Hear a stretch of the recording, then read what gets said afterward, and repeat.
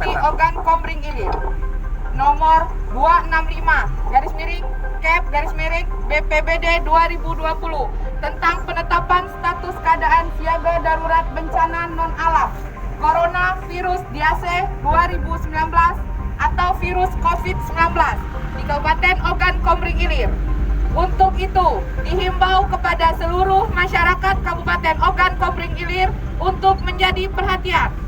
Pemerintah Kabupaten Ogan Komering Ilir telah menetapkan tanggal 18 Maret 2020 sampai dengan 1 April 2020 seluruh anak sekolah di wilayah Kabupaten Oki diliburkan.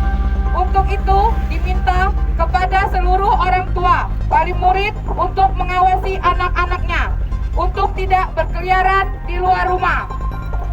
Orang tua, wali murid tetap mengawasi anak-anaknya untuk belajar di rumah masing-masing dan tetap menjaga pola hidup bersih dan sehat.